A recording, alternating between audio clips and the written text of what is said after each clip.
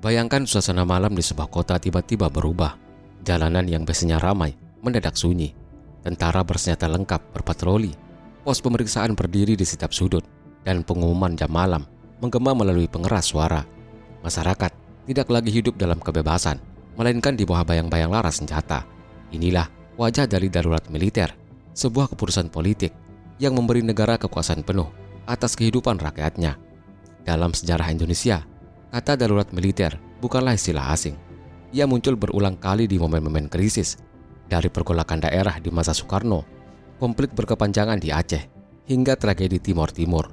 Setiap kali diumumkan, darurat militer selalu membawa konsekuensi besar, pembatasan kebebasan sipil, operasi militer skala besar, dan seringkali pelanggaran hak asasi manusia. Tapi, pertanyaan yang selalu menggantung adalah, apakah darurat militer benar-benar solusi untuk menyelamatkan negara?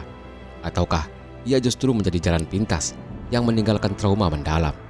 Video ini akan menelusuri sejarah gelap darurat militer di Indonesia, dari awal mula hingga dampak panjang yang masih terasa hingga kini. Sebuah perjalanan yang tidak hanya berbicara tentang militer dan politik, tetapi juga tentang nasib rakyat kecil yang hidup di bawah bayang-bayang kekuasaan tanpa batas.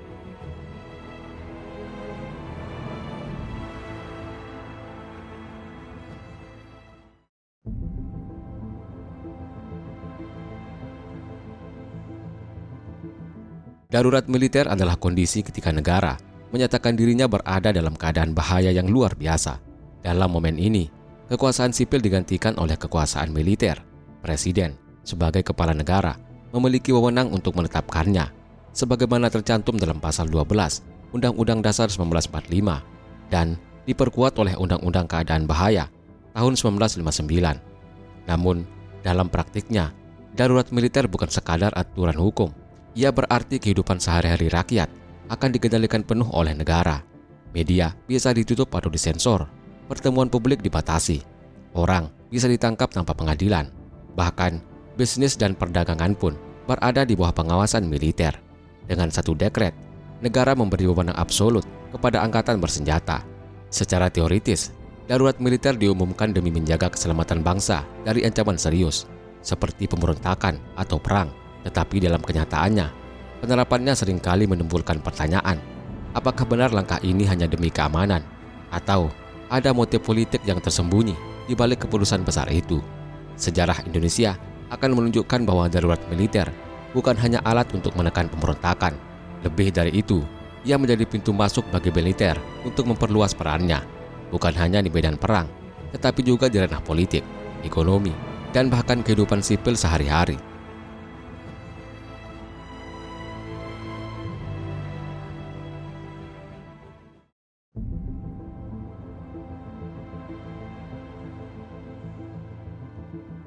Tahun 1957, Indonesia berdiri di persimpangan berbahaya. Negara muda ini baru berusia belasan tahun, tetapi sudah dilanda ketidakstabilan politik dan pemberontakan di berbagai daerah. Di Sumatera, elit militer dan sipil menuntut otonomi lebih luas dan menolak dominasi Jakarta. Sementara di Sulawesi, kekecewaan terhadap pemerintah pusat berubah menjadi gerakan bersenjata. Ancaman perpecahan semakin nyata. Di tengah situasi genting itu, Presiden Soekarno mengambil langkah drastis. Pada 14 Maret 1957, ia mengumumkan darurat militer nasional. Dengan keputusan ini, kendali penuh atas negara tidak lagi berada di tangan pemerintah sipil, tetapi beralih kepada militer. Tentara memiliki kewenangan untuk mengatur hampir semua aspek kehidupan masyarakat, mulai dari keamanan, peradilan, hingga ekonomi. Bagi Soekarno, langkah ini dianggap perlu untuk menyelamatkan keutuhan negara. Namun, keputusan itu sekaligus membuka babak baru dalam sejarah Indonesia. Militer mulai masuk ke ruang-ruang yang sebelumnya bukan wilayah mereka. Perusahaan-perusahaan Belanda yang dinasionalisasi pasca agresi politik, sebagian besar diserahkan kepada tentara untuk dikelola. Dari sinilah lahir apa yang kemudian dikenal sebagai Dwi Fungsi ABRI, doktrin yang melegitimasi peran ganda militer, baik sebagai kekuatan pertahanan maupun sebagai kekuatan sosial politik. Akibat darurat militer 1957, tentara bukan hanya menjadi alat keamanan, melainkan juga pemain utama dalam politik dan ekonomi nasional. Perwira militer mulai duduk di jabatan sipil, menguasai perusahaan negara, bahkan ikut menentukan arah kebijakan politik. Situasi ini mengubah keseimbangan kekuasaan di Indonesia secara fundamental. Apa yang awalnya dimaksudkan Soekarno sebagai solusi sementara untuk mengatasi krisis, pada akhirnya menjadi pintu gerbang bagi dominasi militer dalam kehidupan bangsa. Keputusan darurat militer 1957 membentuk pola yang akan terus membayangi Indonesia selama beberapa dekade berikutnya, bahwa dalam setiap krisis, militer selalu tampil bukan hanya sebagai penyelamat, tetapi juga sebagai pengendali negara.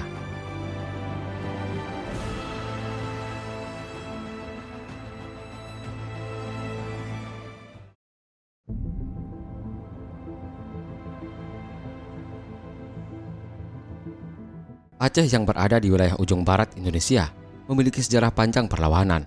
Pada akhir 1970-an, muncul gerakan Aceh Merdeka atau GAM yang menuntut pemisahan diri dari Indonesia. Konflik ini tidak hanya soal politik, tetapi juga rasa ketidakadilan. Kekayaan alam Aceh dieksploitasi, sementara rakyat mereka merasa terpinggirkan. Pada tahun 1989, pemerintah menetapkan Aceh sebagai daerah operasi militer atau DOM. Puluhan ribu tentara dikirim untuk menumpas GAM. Namun, yang terjadi bukan sekadar operasi militer, melainkan sebuah periode kelam. Rakyat sipil sering menjadi korban, rumah mereka dibakar, orang ditangkap tanpa alasan, penyiksaan terjadi di banyak desa, dan ribuan orang hilang tanpa jejak. Bagi masyarakat Aceh, masa DOM meninggalkan trauma mendalam yang diwariskan lintas generasi. Setelah jatuhnya Orde Baru, banyak yang berharap Aceh akan menemukan jalan damai. Namun, konflik terus berlanjut. Pada 2003, ketika perundingan dengan GAM gagal, Presiden Megawati mengambil keputusan besar, mengumumkan darurat militer di Aceh. Ini adalah penerapan darurat militer paling luas di era reformasi. Tank dan pasukan bersenjata kembali memenuhi jalanan. Jam malam diberlakukan, komunikasi dibatasi, dan operasi militer skala besar dilancarkan. Pemerintah menyebutnya sebagai upaya untuk menyelamatkan NKRI dari ancaman separatisme. Tetapi bagi rakyat, keputusan ini berarti kembali hidup dalam ketakutan. Selama darurat militer 2003 hingga 2004, ribuan orang ditahan, banyak diantaranya tanpa pengadilan yang jelas. Kekerasan meluas dan korban sipil kembali berjatuhan. Meskipun pemerintah mengklaim berhasil melemahkan GAM, harga yang dibayar rakyat Aceh sangat mahal. Darurat militer di Aceh membuktikan satu hal, pendekatan kekerasan mungkin bisa meredam perlawanan sesaat, tetapi tidak mampu menyembuhkan luka sejarah. Justru, ia memperdalam jurang ketidakpercayaan antara rakyat Aceh dan pemerintah pusat. Baru setelah bencana tsunami 2004, jalan menuju perdamaian benar-benar terbuka.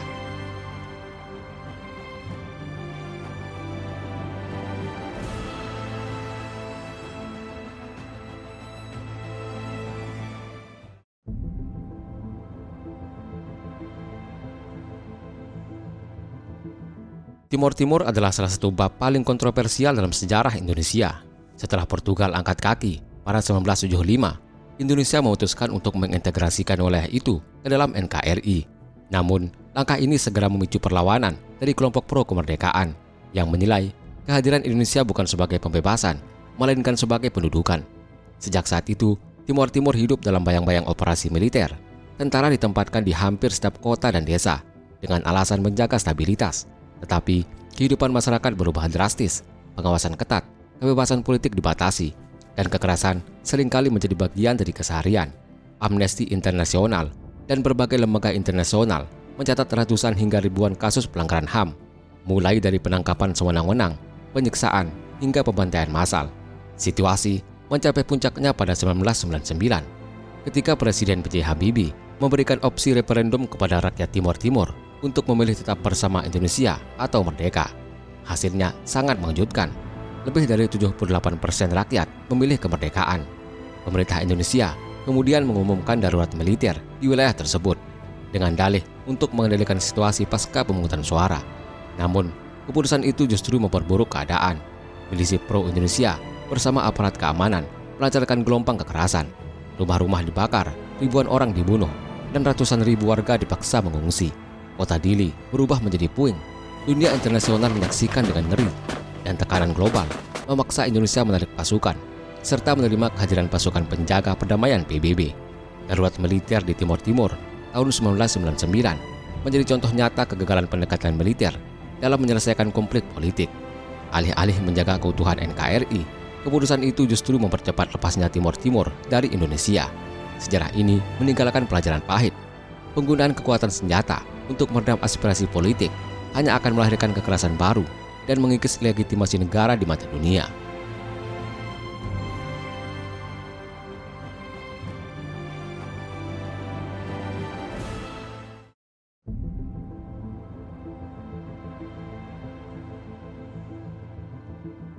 Setiap kali darurat militer diberlakukan di Indonesia, pola yang sama selalu muncul.